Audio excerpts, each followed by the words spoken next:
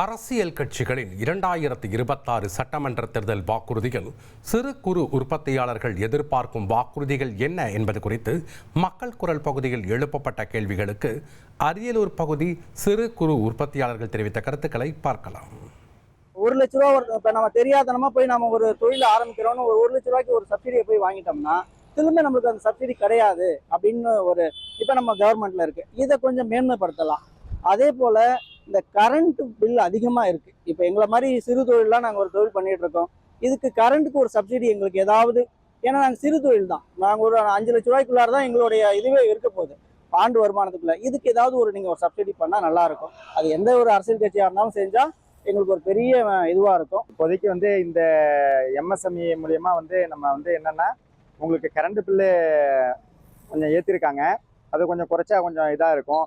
அதல்லாத இந்த MSME loan வாங்கி அவங்க அதில் என்ன பண்ணுறாங்க அப்படிங்கிறது டிஜிட்டல் மார்க்கெட்டிங்கு, அதுக்கு மேலே அந்த ப்ராடக்டை சேல்ஸ் பண்ணுறதுக்கு கொஞ்சம் கவர்மெண்ட் சப்போர்ட்டிவாக இருந்தால் நல்லாயிருக்கும். மேனுஃபேக்சரர் எல்லாமே ஒரு பொருளை உற்பத்தி செஞ்சிடலாம். அதை மார்க்கெட்டிங் பண்ணுறது ரொம்ப டஃப்பான விஷயமா இருக்குது. இன்றைக்கி டிஜிட்டல் மார்க்கெட்டிங் உள்ள என்ன பண்ணுறாங்கன்னா மேல்தட்டு மக்களோ இல்லை அது சம்மந்தமாக தெரிஞ்சவங்க இது பண்ணுறாங்க. இந்த கிராமப்புற சூழலில் உள்ளவங்க இந்த டிஜிட்டல் மார்க்கெட்டிங்க்கு கொஞ்சம் சப்போர்ட் பண்ணி கவர்மெண்ட் சார்பாக கொஞ்சம் அது சம்பந்தமான இதை தெரிவிச்சாங்கன்னா தெரிவிக்கிறது ட்ரைனிங் கொடுக்கறது நல்லா இருக்கும். ரேஷன்லாம் கோதுமை அரிசியை மட்டும் கொடுத்துக்கிட்டு இருக்கிறதுக்கு பதிலாக சிறுதானியங்கள்னு சொல்றோம், சத்துமிகு தானியங்கள், கேழ்வரகு, கம்பு, சாமை, திணை இதுவெல்லாம் கொடுக்க ஆரம்பிச்சோம்னா அதனுடைய உற்பத்தியாளர்கள் அது உற்பத்தி பெருகும். அது சத்துமிகு தானியங்கள் போய் மக்களுக்கும் கிடைக்கும், அந்த உற்பத்தியாளர்களுக்கும் நல்ல பயன் கிடைக்கும்.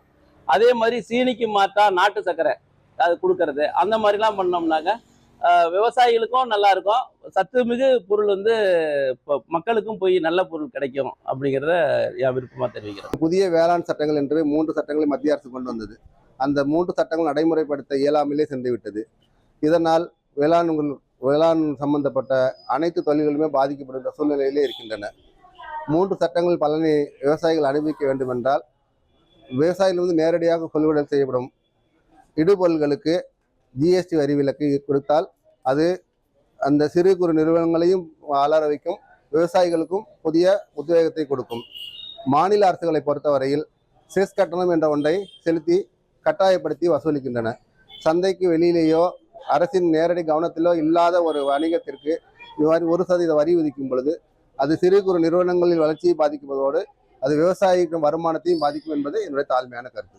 மக்கள் குரல் பகுதிக்காக அரியலூர் சிறு குறு உற்பத்தியாளர்கள் தெரிவித்த கருத்துக்களை பார்த்தோம்.